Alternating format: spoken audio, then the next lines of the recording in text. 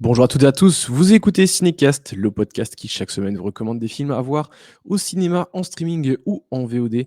Aujourd'hui, on va parler du film Joyride qui sort ce 5 juillet dans les salles.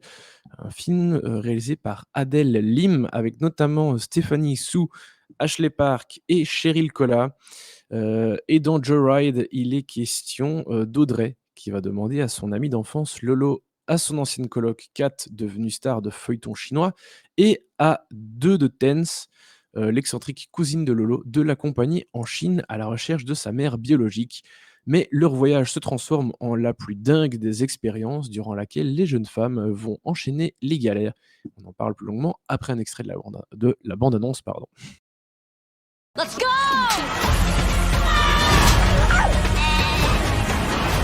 Look at me, look at me, look at me now. Guess who's going back to the motherland? It's a big deal going to your birth country. Adventure to find your birth mother. So proud of you. Y'all calling me Be crazy. my translator in Beijing. Audrey, I got you. 你自个去吧. Kat lives there now. Your famous college roommate. Deadeye's coming. Deadeye! Where did that come from? You know, I think I get it. I called the adoption agency and she lives in Haiching. Okay, will you guys come with me? Fuck yes, bitch! Fuck yeah, bitch. Donc en fait, Audrey, pardon, pourquoi je dis Ashley moi? Parce que c'est le nom de l'actrice. Audrey va en Chine, donc elle est américaine, elle a été adoptée. Heu, Elle va en Chine pour son boulot, pour faire un deal, dans son boulot, hein, elle bosse dans le droit et heu et donc elle demande à sa pote d'enfance de l'accompagner. Il y a la cousine qui se tape l'incruste et puis sur place, elle retrouve donc son autre pote d'enfance qui est devenu, star, comme je disais dans le synopsis.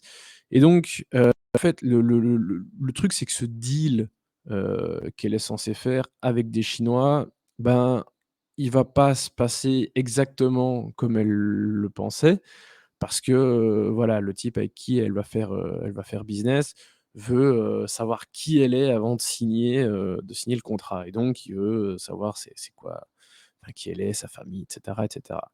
Et donc, bah, quand il voit qu'il a eu affaire à une américaine qui pète pas un mot de chinois, hem et qui a priori n'a pas sa mère, bah, c'est compliqué. Enfin voilà, il a pas forcément envie de signer tout de suite. Il veut vraiment apprendre à la connaître et signer, plus tard dans la semaine. Hem Et le hic, c'est qu'elle dit que oui, oui, elle a retrouvé sa mère biologique, qu'elles sont en contact et que voilà. Donc potentiellement, elle pourrait, lui présenter. Mais ça, c'est, une connerie qu'une de ses potes, raconte. Bref, l'histoire, ça va vraiment être, ces filles qui vont donc partir à l'aventure pour retrouver, la mère biologique. Et donc en fait, ce qui pourrait être un film, sur cette, recherche d'origine, cette recherche d'identité, parce qu'en fait la pote Lolo, je l'ai pas dit, mais c'est une pote aussi d'origine, chinoise, mais donc qui est venue avec ses parents chinois, voilà. C'est pas comme Audrey, qui est une chinoise adoptée par des Américains, qui est donc à 100 de culture américaine. Lolo, il y a quand même ses parents derrière et donc il a, une culture et une identité chinoise qui est présente aussi. Donc il a une double culture dans sa vie, alors qu'Audrey a une culture dans sa vie.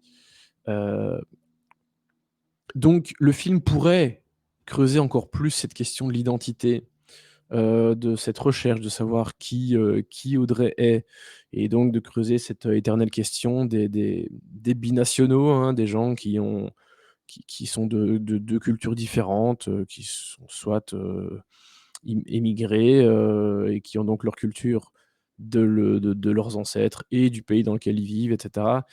Bref, grand sujet, maintes fois évoqué, maintes fois traité, mais voilà, il y a toujours des chouettes choses qui en ressortent.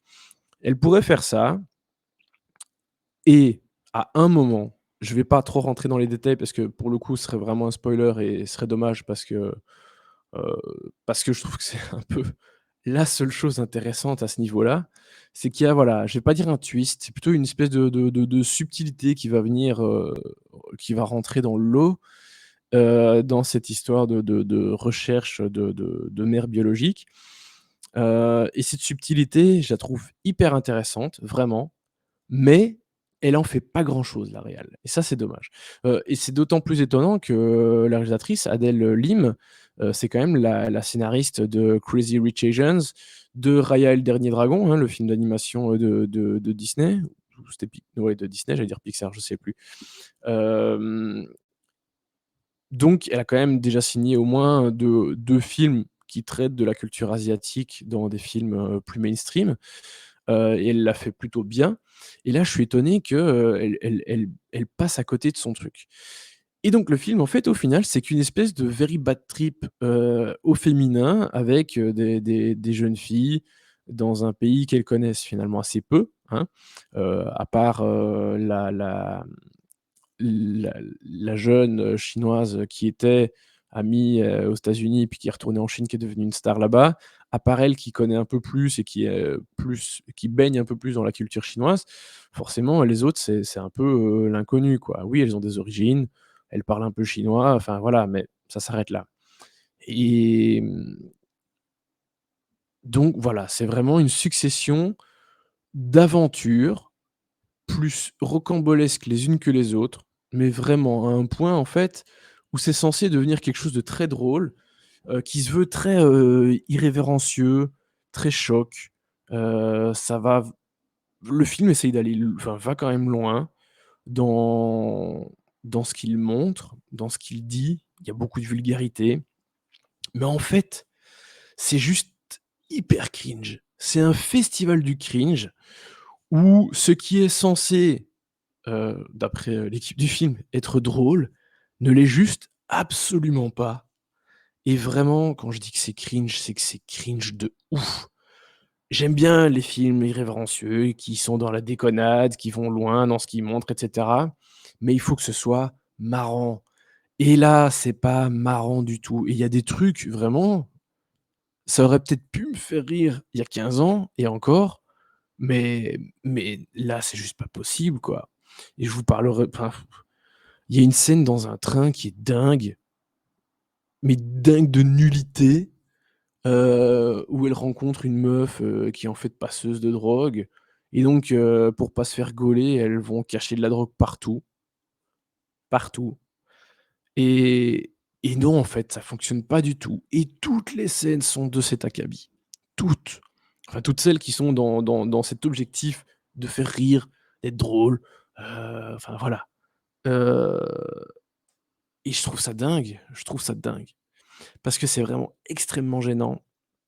Alors oui, le film pardon, met ces personnages dans des situations de gêne et ça, c'est pas grave, c'est même plutôt une bonne chose, mais ça ne doit pas devenir gênant pour les spectateurs pour autant, quoi.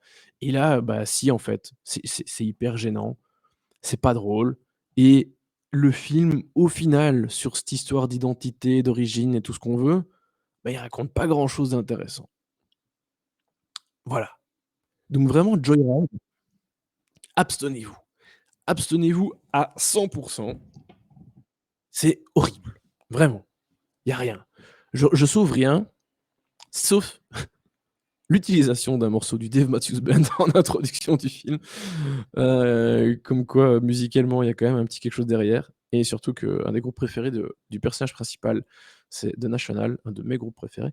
Mais voilà, c'est dommage, hein, parce que le casting, elles sont pas mal. Ashley Park, hein, qu'on a vu notamment enfin je dis on, moi pas, hein, parce que je regarde pas ça, mais elle joue notamment dans Emily in Paris, et elle avait joué aussi dans Only Murders in the Building, qui était plutôt sympa comme série.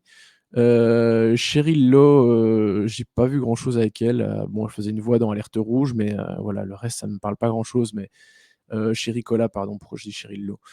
Plutôt bien. Stéphanie Soo, bah, on l'a vu évidemment l'année dernière dans Everything Everywhere All at Once et puis elle est aussi dans la série, Poker Face, qui est vraiment bien. Hem, Elle est très bien aussi. Puis il y a Sabrina Wu qui est un des personnages les plus intéressants à la limite, mais un des plus cringe aussi et quelque part c'est justifié et compréhensible, hein, mais elle est bien en tout cas. Et donc voilà, casting plutôt sympa dans l'absolu, mais L'enfer, l'enfer. Bref, c'est une demi-étoile, hein, pour Joyride d'Adèle Lim, qui sort donc ce 5 juillet dans nos salles. Sur ce, je vous dis à très bientôt pour de nouvelles recommandations. Évidemment, écoutez-nous sur les différentes plateformes de podcast et suivez-nous sur les différents réseaux sociaux avec le handle @cinecastbe. À très très bientôt.